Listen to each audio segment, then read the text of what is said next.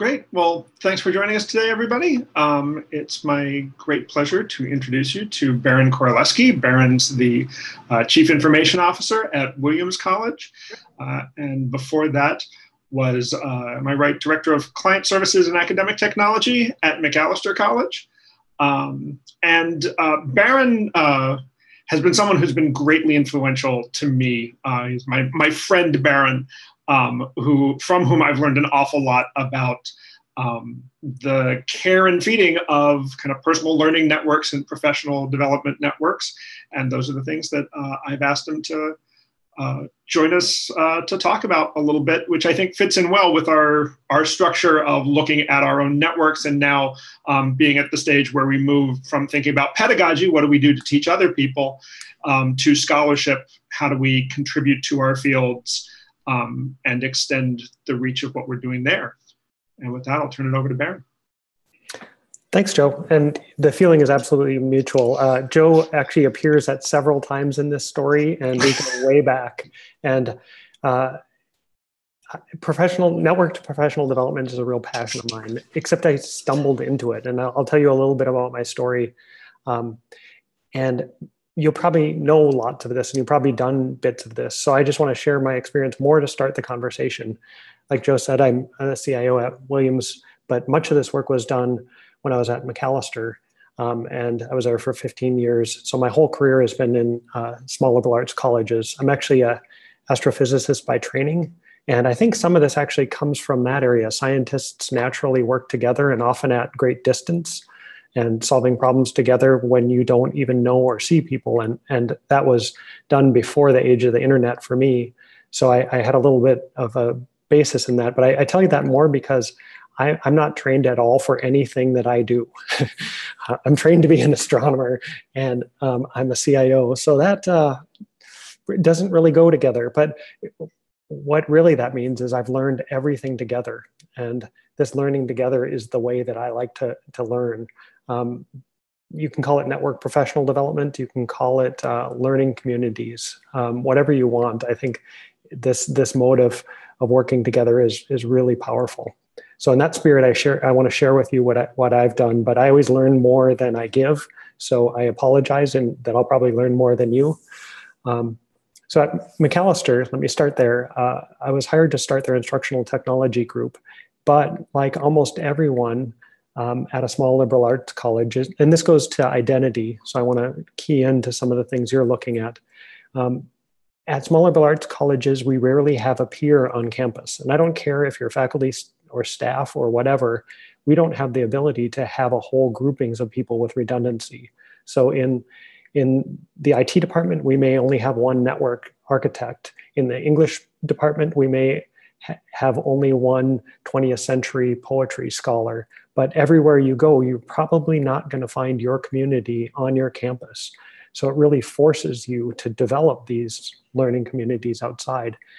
So when I came to Macalester, nobody was doing instructional technology. So I had to go to my own network for peers. And at that time, I didn't even know the network because I was new to the area.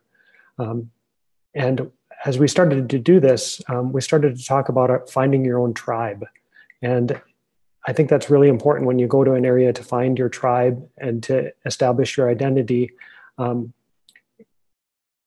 I'll talk about this more later. One super secret thing is if you can't find your tribe, you can make your tribe. But your identity is formed by the tribes you're in, but also I think these small agile groups are the identity of that group is formed by the identity of all of its members. So I'm sure the tribe you're creating now through DigPINS, I don't know if I'm pronouncing that the way you all do, is built from your identity. So I think it's a nice duality there. So in creating these professional development, professional associations, communities of practice, that's where I met Joe. And at that time, we were all creating instructional technology at small liberal arts colleges. It was an amazing boom. And there was no other place to go to figure it out because nobody had figured it out yet. There wasn't a textbook on this stuff. We were building the plane as we were flying it. So I think learning in the trenches like that is how I connected so closely with Joe. And I go right back to him every time I need a good collaborator because I know he's one of the best out there. So collaboration is a big key for me. I find that that's the place where I get my inspiration. There's so many smart people out there. Why limit yourself? It's where I get a lot of my effectiveness. So everybody's always searching for best practices. I don't like to use that word because it assumes there is a best practice. I just think better practices. Somebody's got to be doing it better than me. I hacked something together, but we can improve on that. I often go to these groups for reality checks, support and commiseration, more on the pragmatic side.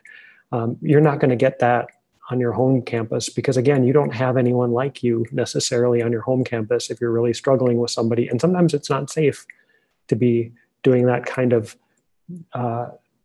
working through failure on your own home campus. It might be safer to talk with somebody else about that. So this sort of professional development, the peer-based collaborative, I think that's the best professional development out there. And as I learned more and more about learning theory, I also got to help found the Teaching and Learning Center at Macalester. I think that this is really powerful learning because it's quite rare that you get a learning situation where you're that engaged and you have that much ownership in your own learning. And beyond that, you even get to shape the direction of your learning. And those are the kind of environments we hope to create for our students at residential liberal arts colleges. But we can do that in our own professional development with that kind of connection to it. You're surely going to learn. So there are, of course, huge professional and disciplinary groups like EDUCAUSE or ACRL or whatever disciplinary societies you're in. But what I'm really talking about, what we're talking about, are these small, agile, focused groups. Again, at colleges like ours, there's way too much to do, and there's not enough people to do it. So you have to cast a wider net to get more resources to get stuff done. So I've often spun these groups off of bigger groups. Joe and I met in a bigger group and formed many small groups. They're a great place to find people and connect to start to build that community around a given identity or problem. But there's another interesting thing that I found works really well is these small groups can actually be a pathway to the larger societies. And it's kind of a chicken and egg thing, but many people do not find the 10,000 person ALA conference at all approachable, or many thousands in an economics conference or EDUCAUSE. But if you have some of these groups, you can find a few faces. And often these groups will have little adjunct meetings where people will create a little cohort and traverse the conference together, which it's just a nameless sea of faces, but it's a great way to make a conference a lot more approachable. And it also, at most of our conferences these days, they're so oversubscribed. Many places are only taking 15, 20% of the proposals that are coming in. So if you've been working in a small group like this, developing your thoughts, your proposal, bringing together other perspectives into a much better proposal, you're going to have a lot better chance of getting a presentation in a larger society. So it's sort of a little small school mafia you can create within a larger organization that I think is really helpful for getting the most out of these big organizations. So I wanted to talk about a few collaborations that I've spun up and why I did that. I'm totally fascinated by them, and I'll talk a bit about why. Often we form these around a certain challenge, and I think one of the best ones that I've done, that Joe and I did, was around Moodle. We were small colleges, most of us were using Moodle or wanted to. It was hard to bring up open source software without a lot of support. And we didn't want to have everybody resolving the same problems. That's just so wasteful. So Joe and I knew that this was a problem. We saw it. And we took this idea and started to write it up. We started to sell it around different places, trying to get people interested. And it took months, maybe up to a year of shopping this around, trying to get people together. And it was really just me and Joe and our schools coming together. We eventually got more and more interest, and that, after a while, became CLAMP, the collaboration, I'm forgetting, Moodle program, Collaborative Liberal Arts Moodle program. Yes, there you go. So those two colleges became over 30, and it's lasted for over a decade, and it's still cranking out great work and bringing people together. I've seen it actually has expanded into some sort of academic instructional technology leadership areas. So it's just wonderful. That was Joe and my baby. I don't know if anyone remembers that Joe and I started this. I don't care if anyone remembers that we did, but that's actually brought a lot of new people into the fold and taught them about learning management systems, about academic instructional technology. So that one was formed around a challenge to us. Other groups I worked on are formed around an identity. So I worked with another Joe-like person, Scott Krajewski, who is in the Minneapolis-St. Paul metro area. He and I formed identity cohorts for the instructional technologists, all in the metropolitan area, and for the help desk folks, all in the metropolitan area, because they were feeling so isolated on their own campuses. They had nobody to talk to. They had nobody to figure out problems with. They were creating solutions as best they could without input and without a tribe to be a part of. And that was demoralizing in many ways. So we figured, okay, the metro area in Minneapolis-St. Paul has enough schools that there's a critical mass there to bring these people together once a year and to have a listserv and to learn together. And out of that spun many different projects. Most of those groupings ended up buying the same help desk software. Most of them were using Moodle. There was just a wonderful synergy there. But that was a neat thing because it was so easy with just the metro area. We just said, we're going to do this. We just invited people and they showed up, as opposed to the Moodle example where Joe and I were shopping this around much of the country trying to get it going. So there's a lot more overhead into getting it started. But that little local one was the first step for many in those two tribes to explore off their own campus. They just didn't have that kind of footprint. So I think that illustrates trying to figure out how big of a net you need to cast to get a critical mass around whatever question or identity or problem you want to solve. And that's really worth thinking about because the effort dramatically increases the larger net you want to cast. So the last example I wanted to give was a national organization that I set up that I'm not sure if it's going to keep going or not, but it's called PLACE, and it's the Partnership for Liberal Arts Collaboration and Exploration. And that's a really unique space. It's a coupling of challenge and identity, I think, but the unique space is it's the intersection of instructional technologists, librarians, and faculty development folks. And there's really no organizations that hit that intersection. So a few of us went around shopping this for well over a year. And eventually we started off by these instigators were the programming committee and actually were the program. We were pretty much the only ones doing it and realized that wasn't going to work. So Joe was one of the first people we roped in. He was an early presenter, early program committee, and is now on the sort of leadership of this group.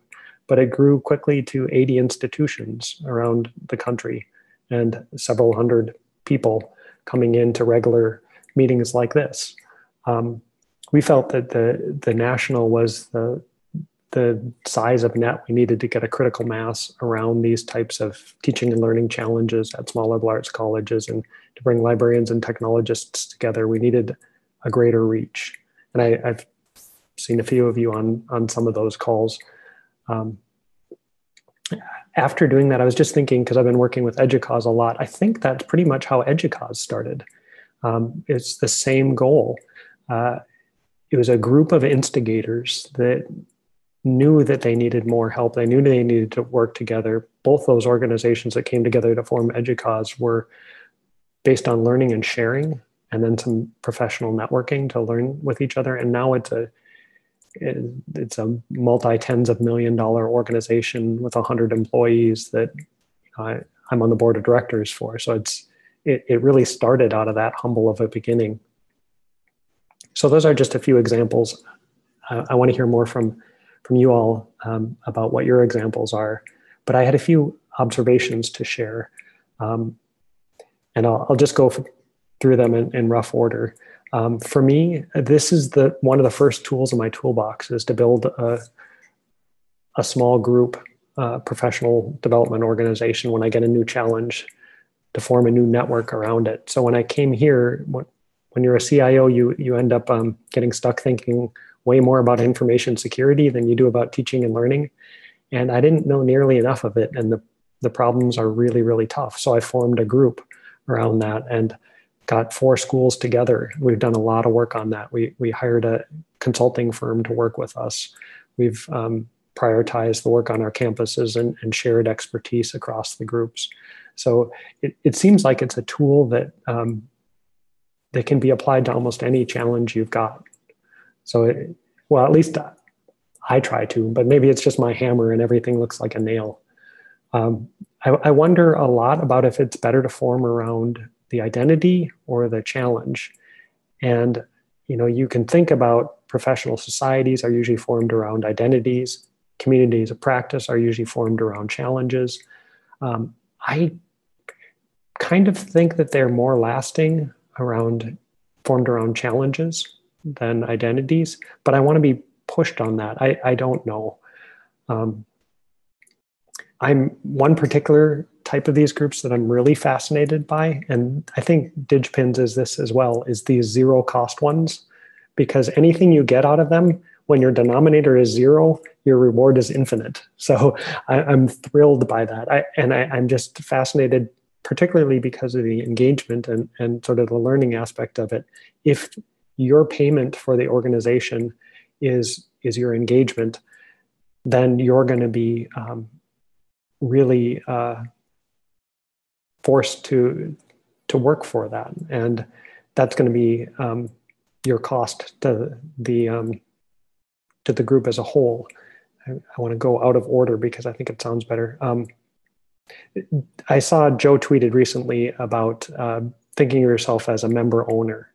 So with these type of things, it's a very powerful perspective to think of yourself as a member owner. You're not just a consumer. So I'll get more to that as well. But these things take a lot of work to build. And in the start, they cost way more than they deliver. So you have to sort of see the long game that it's going to pay back, and then push all the way through that. And you have to be confident that it's going to pay off in the end. Like we were just talking about before we started recording, the current tool set makes this way easier than it's ever been. The commodity video conferencing and Google Docs and other collaboration tools, social media, it's so much easier to keep in touch through multimodal methods.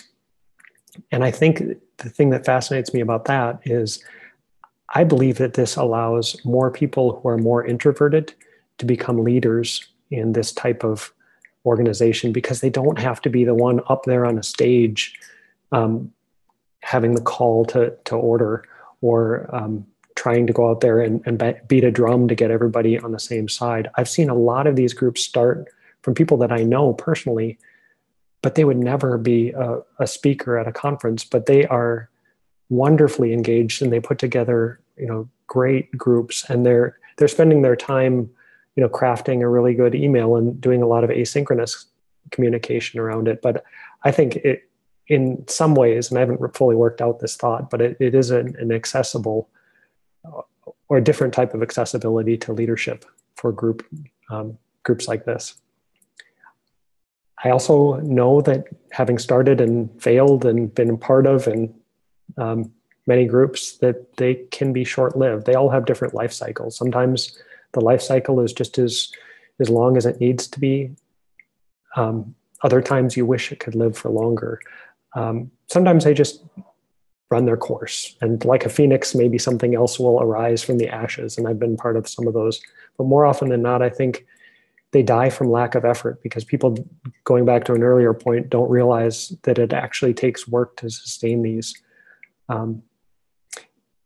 Initially, everybody starts out as a consumer in these groups, but hopefully people can learn that they can give back through engagement in the group and eventually service to the group, and then maybe eventually creating their own. And once you get addicted to this sort of engagement, you'll realize that you're probably in a ton of these with a different role in each. In one group, you might be a consumer. In one group, you might be more of an instigator. Another group, you might be a mentor. And you get to use all different facets of yourself at different times, maybe within the same group or maybe across other groups. But going back to what Joe said, I think that member-owner paradigm is really important with these learning communities. It keeps you engaged and makes you understand that it's your responsibility to keep this going as well. I keep on mentioning Joe, but as you start to traverse these communities, you start to see common faces like Joe's face. And that's a pretty good thing. Yeah, he is a good looking guy too, but it's really nice that you see the people that commonly do this and you start to support each other in doing that. One kind of negative, I see a lot of people taking these groups for granted. They just think that they happen naturally, and they don't appreciate all the efforts that went into it. And I've had people come up to me that are participants in a group that I was trying to help out, and they say, well, you should do this and you should do that. And it's like, oh man, I've got a day job. And so does the person that's doing this. It's really hard. And then you'll see a different person will come up to you, asking, what can I do for this group? I want to help too. Or, hey, I have this idea and I will take it forward. Those kind of things, as you mentor other people, trying to get people to do that, it is really important, especially for these zero cost ones, because they're riding on the backs of all the participants, all the member owners. And actually I had a good friend of mine who's got a similar position asked me just last week, she was kind of starved for professional development and wondering what is the next step when you're at this level. What do you do for professional development? And I think that the only two options left are really peer-based professional development and mentorship and giving back. So we can't really think of anything else that you'd really do at this point. I wanted to close my last couple thoughts with going back to the identity part of the DigPINS. And I think within these groups, creating and crafting your own identity, which might be different per group, but I'm sure you talked about this and I saw some evidence that you did, to craft your own identity and be intentional with that identity, be authentic with your identity. But I wanted to add one thing, and I'm a little bit more cautious about this, and Joe and I talk about this a bit. Be careful with your identity. And I'm not at all saying don't do things, but think and be intentional about what you tweet or say publicly versus what you say in a more controlled setting and what you say one-on-one with people. I've had a preference recently to not do streamed or recorded sessions at conferences so that I can say things that are a little bit more risky, or I don't have to have so many filters going at all times. I don't want to flub up or be too self-conscious that I end up saying just boring, flat things. That's no fun for me. And I feel like I have to if it's recorded for all eternity. And to be honest, just to close out that thought, I've actually seen people miss job opportunities not because they say anything bad, but because sometimes the identity that you have that gets you your current job is not the identity that you need to get the next job that you want. So perhaps as a scholar or as an advocate, you need to be very vocal on a certain principle, but maybe if you want to become a chair or a director or something, you need to be seen as more balanced and not a zealot for any particular approach. So kind of being aware of how you're talking in which venue and the identity that you bring forward there is just really important. So again, thank you for letting me talk to you, but I didn't really want to talk to you. I think that the big part about this is opening up to questions and listening, but those are a few of my thoughts and a bit of a story. So that's what I have for now. Well, thank you so much, Barron. I really appreciate it. I want to throw it to, as you've made clear, I can get your attention anytime. So I want to throw it to other folks who might have some ideas or some questions.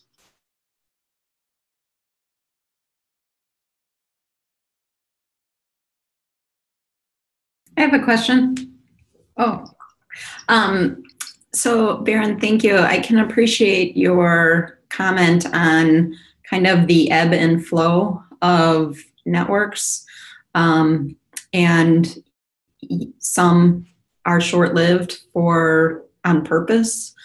But can you share any experiences or tips on maybe when creating a network and it's been very active and then it kind of trails off and you want to revive it again? Like, I know that speaks to its hard work, and it takes a leader to keep that going, but when is it best just to let it die and start something new? Or have you had any examples or experiences of where, you can revive it?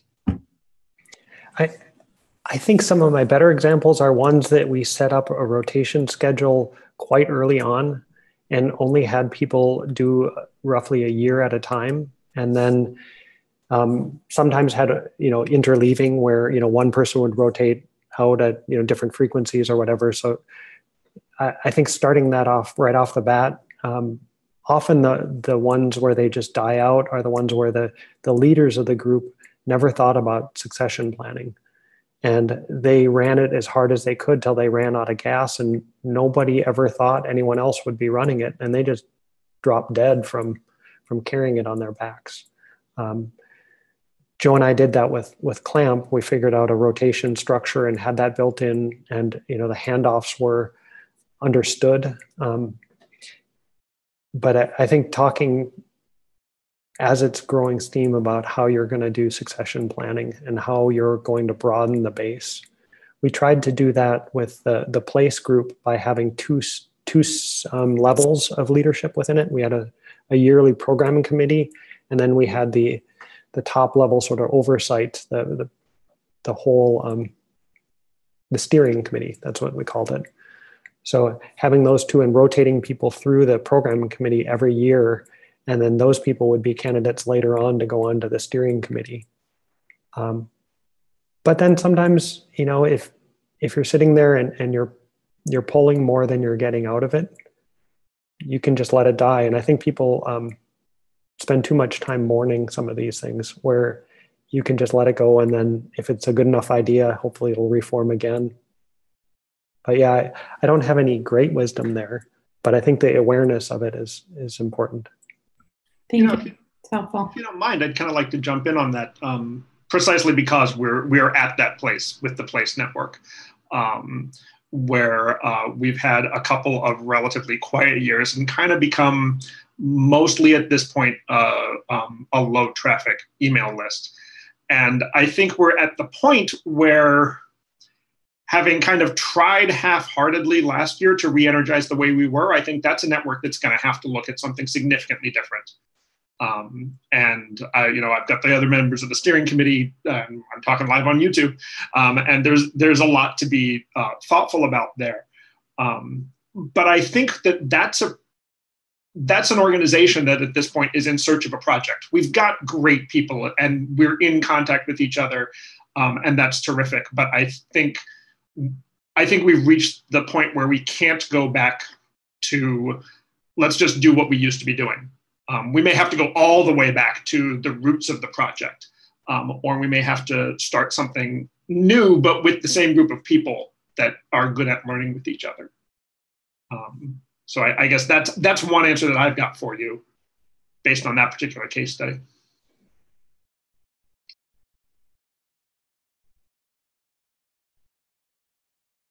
So, oh, okay, this is Elon. I actually have a question for you. So, because we talk about collaboration, and I myself like really enjoy collaborating.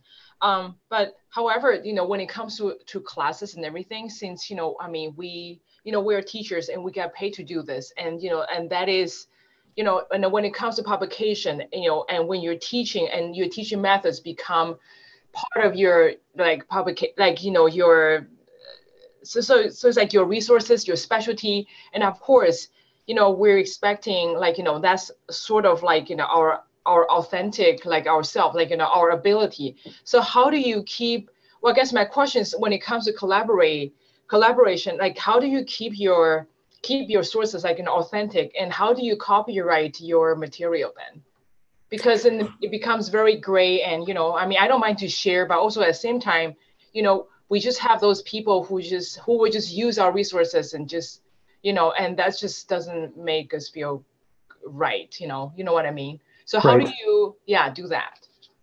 Yeah, and it for each group of people, the concerns are different. On the IT side, we're often happy to give everything away and don't need much credit other than somewhere that your boss knows that you did that. On the academic side, it's much different. And at the last two places I've been at, we worked really hard on intellectual property and the ownership of whatever was created, because at the same time we were working with these multi-school collaborations to do shared courses. And if you don't also start talking about intellectual property and ownership, you're never going to be able to get faculty to collaborate because of exactly what you said. That is your bread and butter. So I think making sure that your intellectual property policy at the college says that you own everything that you create, and the college doesn't. The college may use that, but you are the owner of that, and having that abundantly clear. We worked that out through faculty governance, and this was voted into being just a year ago here. So I think you hit the nail on the head. That's really important to get done as well. I don't know if that answers your question or. Well, it does. Thank you very much. But so do you actually talk about, because this is, it's not an unpleasant project to talk about, right from beginning. Like how can you make it clear? Let's say before the collaboration and say, okay, this is my territory, and I don't mind to collaborate with you, but how do you protect your own resources then? Like, what do people do? Just because I'm so new at this, I just need some ideas. I mean, opera, by the way. Okay. Well, I'll just give a brief, and then anyone can chime in. Most of the collaborations we're doing are sort of the infrastructure of a course. So you're not like starting by giving away your syllabi.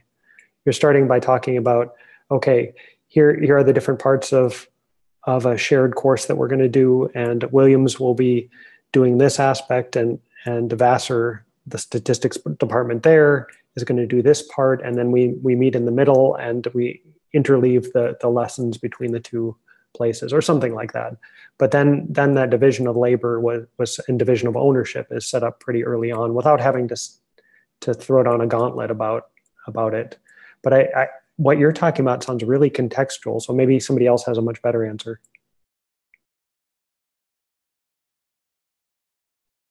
Well, I'll jump in. I mean, I did a lot of work in the open communities with open education and open educational resources. So at least in the United States, when you create something, you own full copyright on it. And there it's more of a matter of how do you share the thing that you want to share than like, how do I keep other people from taking my thing, my piece of work. So Creative Commons is a way for you to share your work in multiple, different ways. So you can have a CC BY license on something, basically saying, I own this piece of work, but I want to share it with the world. But if anybody takes it, I want you to give me a byline. I want you to say that it's mine, right? And then you can also put a license on that says it's okay for you to not only take this work, but to take it and modify it. You can take it and you can, if it's a visual image, you know, throw that visual image into Photoshop or throw that visual image into some other image editing program and actually remix it and remake it. And again, you can still put that by on there. And then one of the other things that they have on there is share alike. So you can't take it and then say like, this is mine now, right? If you take it and if you say it's from me, and even if you remix it, you have to share it alike, right? You have to share it with the same kind of settings that I've put on it as well. So maybe we just think about it a little bit differently in the open educational communities. For us, it's more about how do we share this than how do we keep people from taking it.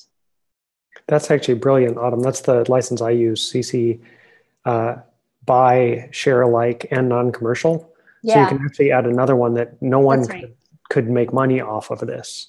So that's the thing, you know, each one of those would be extremely painful, but it's the CC licenses are well vetted. That's a great place to start. Thank you. So Barron, can you hear me? Yeah. So both, maybe too soon at Williams, but at Macalester, given the nature of the institution, did you find that faculty were resisting that sort of notion of putting their things out in the open in that way, as opposed to finding some more traditional scholarly way? I hear some of the tension of that and what Ilan is asking, that, yeah.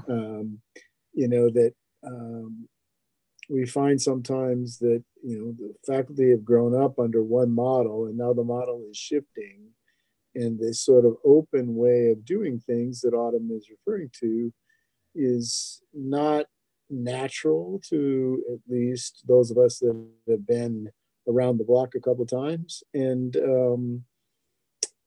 so I'm just wondering if you encountered that at Macalester, and then what your strategy was to try to broaden people's thinking. I don't think it's as much institutional as individual. So I think we had people all across the spectrum at both places on that. There's some people that are doing everything they can to give away everything they can. We've got some faculty that put most of their stuff on the open web, not in the LMS, and they're publishing things to YouTube. So I think one strategy is to just keep on highlighting those examples, because I think counterintuitively, they actually get more out of that. They get more exposure, they get more praise, they get more asks to do more things and show off what they're doing. It's pretty remarkable, but that's a relatively new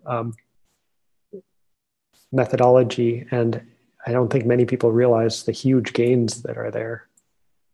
And I think there's enough people that are doing that every campus probably has a handful that they could use as exemplars. Yeah, that's kind of what we're trying to do. I just wondered if there was another magic bullet that I was missing, that because I feel like we've got a lot of people here committed to doing that kind of work. Our institutional repositories is sort of in its infancy, and we're just trying to get things off the ground. And we do have a significant number of folks who are interested in talking about it, but I would say we're nowhere near the tipping point that I would like to see in terms of numbers of people engaging in that way and sharing things in that way. Yeah, and the collaborations don't have to be that they all produce the same product. The collaboration could be further up the pipe in that they just talk about ways to do things, and then everybody inspired by each other goes out and creates their own product. So, I don't care at what end of the effort you put in the collaboration. I just think it's a great way to improve the way people do things. There's a few other things that are going on. There's a few publishers that are really pissing a lot of people off. And that's inspiring. I know the entire mathematical world is working on more openness. And when a discipline comes to you and says, we want to be more open, that's quite remarkable. We have to help them as best we can. But that's more the exception than the rule. Thanks. And then there's also, so I just remembered, we've seen this from NIH and NSF and others that they are forcing openness on anything that they grant.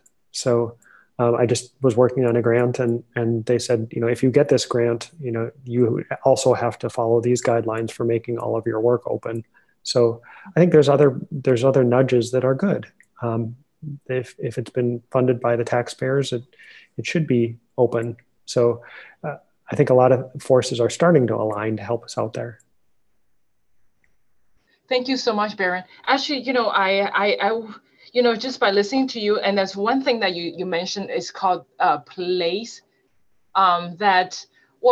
Because it sounds like it's a collaboration between FactDev and ITS and the library. So, I guess, I do have a question, like if this is for like SNC, like probably for Mitch and, possibly Chrissy and Autumn, like, do we have things like that? Just like the one that Barron mentioned? It's like a workplace or some sort of like a space that three, of the forces join together to help faculty members. Do we actually have that? Well, I would say you're in it. Oh, yay! Reed, would you like to pipe in? So actually, by definition, although it didn't start out this way, the Digital Learning Initiative here, which started solely as a faculty initiative, now has become a collaboration of the type that you described. And that isn't, I wish I could claim that was by design and that I just had the brilliant idea to do that. I'm not as brilliant as Barron and Joe. I followed the pathway that evolved, and where it does really fit into this conversation is it was completely about collaboration at an institutional level and trying to talk to various people who were involved and continuing to broaden the circle. And so, so what began as a faculty only initiative that I was in on the ground floor, then when Ray Clemens came here as CIO, we opened up the doorway to ITS being involved, the library became involved, and then in fact Dev. So so right now, by definition, the leadership of what is now called the Commons for Full Spectrum Learning, we changed our name,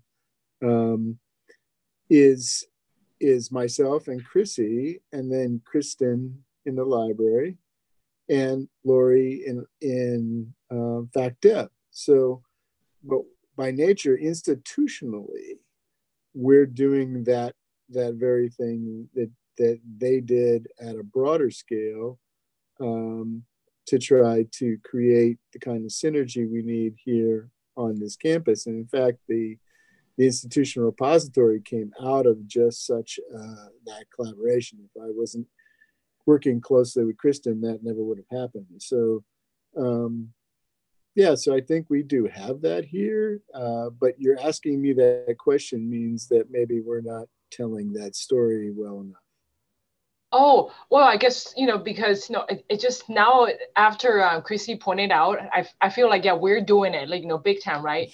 But I guess, because we're living in it. So, I never, what I mean? I guess I just took it for granted. So, no, but that's sorry. That's a great point. That group too takes a lot of care and feeding. And, I think the library IT faculty partnerships, all the service organizations working together to seamlessly provide great education for our students is critical, but it's hard to do. And it can fail really easily if you don't maintain it and keep on building that trust. So I think we're particularly good at it at smaller arts colleges, because usually libraries and IT have good relationships. They're much closer to their faculty and to their students than they are at huge universities. So we all get the mission, and we can all align around the mission to collaborate and help with that. So, but that takes just as much care and feeding as any other collaboration. Absolutely. Thank you so much, Reed. I'm so sorry. I'm a bad baby. It's okay. No, it's on me. It's like I need to spend more time telling the story. Thank you. Can I ask for some clarification? Sorry, I have a train going behind me, so hopefully you can hear. There's a little St. Norbert speak going on. You were talking, there's a term I haven't quite figured out. I think it has to do with faculty development, but you talked about the library people and the instructional technologist, and who's the third partner in this? So this, my name's Reed Riggle, and I'm actually a faculty member, and I'm co-chair of the teacher ed program.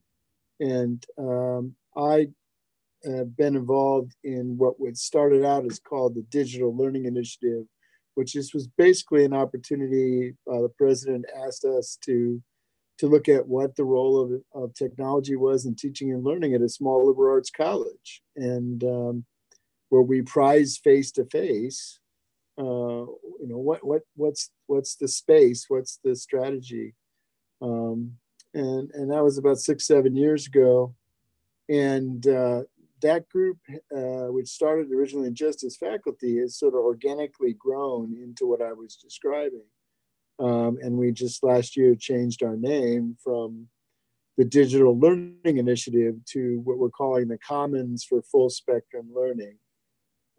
Which is an attempt to try to think about learning in an expansive, collaborative way and embrace the breadth of different pedagogical approaches to on campus, sort of thinking about it from a spectrum perspective, all the way from to very, very effective traditional ways of teaching to completely innovative bleeding edge kinds of things, and every color in between. And that a student's experience here should represent that breadth of experience. They should get a range of different kinds of teaching, not just different kinds of content. And so that means that we have to cultivate more of a particular kind of teaching, because that's not at the moment as well represented on our campus. And the leadership of that group is myself, Christy Lukens, who is the Director of Academic Technology, who's here with us, Kristen Vogel, who is the Director of the Library, and then Lori McDermott, who is a faculty member, but is also the Director of Faculty Development. So we work as a team. Okay, wait, the director of what? Faculty development. Faculty development. Yeah. Okay, that's So we don't have a Center for Teaching and Learning. Purposely, we're kind of disaggregated, and that work is distributed amongst the sort of groups that we're looking at, and so it requires that we do some collaboration to try to move the needle forward. And I just wanted to jump in again, Elon, back to your point in terms of, do we have this network? And just kind of a acknowledgement to Autumn and Joseph too, that this, in saying that you're in it, this community, this DigPINS community is, I think, where a lot of these great things are happening. So I hope all of you, and those of you from Kenyon who I haven't met in person, but continues to reach out to this community, because Barron, you're absolutely right when you mentioned being at small liberal arts colleges. We don't have a lot of, same people like each of us. So by curating the DigPINS community, we've got that larger community to reach out to. So thanks Autumn, thanks Joe. Well, I think one of the neat things that this gets to is these hard questions about how do you have a community that's both intimate and visible. Because by definition, intimate communities are going to have some private interactions. And, in DigPINS, we've got our back channels. Our back channels aren't even merged. So, we don't all see one another. We've had this issue in both Clamp and Place. There have been questions about, well, who makes sense in what roles in these organizations, and how welcoming, how can we be welcoming without losing our identity? And I think this is where you get into interesting questions of publicly available artifacts like this discussion, where we can, like using our hashtag, like our websites, what can we do to say, here's a thing and we're doing it, and here's a route to being involved. And actually, Yilan, I think this addresses a little bit the scholarship of teaching and learning is a way to get some of the academic currency of, I did a presentation, I wrote a paper, here's where I stake my claim to the fact that I had this idea. And then following on with what Autumn and Barron have already chimed in with, that, and then you've got an ability to say, and having staked my claim, now take it and do something interesting with it. I actually thought of another example that just while Joe was talking that we did back at Macalester, as we were trying to figure out the academic uses of digital humanities and try to also help the faculty think through that as not a threat to the humanities disciplines. We bonded together with St. Olaf and Carleton and got a small melon seed grant to bring us together to just talk this through, both from the library, the technologist, the faculty side. And we had a year of different pilots at campuses, and we informed each other, and two years, and we had meetings annually and little cohorts within that. And then out of that sprouted all kinds of individual projects with individual faculty that they had 100% control over, or also individual campus projects. Macalester actually ended up hiring a digital humanities postdoc, and that person was in the faculty, the Teaching and Learning Center, which was great. Carleton ended up spinning up a student intern program to help faculty research and teaching, and that was great, but they're very different. But we all started together by trying to figure out the elephant in the room when we were all just only, holding on to one leg. So that was another example of a problem that's bigger than any one of us getting together to solve it without having to worry about ownership issues.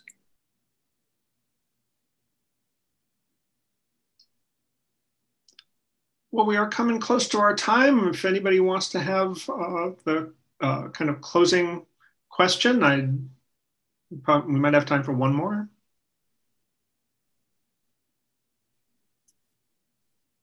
And hearing none, please join me in thanking Barron for joining us. Thank you to all of you for taking time out of this. It's a lovely day in Ohio. I hope it's a lovely day where you are. It's a lovely day in Colorado. We can see that, Jan. I thank you for joining us and for being part of this community for this conversation. And thanks again, Barron. Thank you all. I hope our paths cross soon.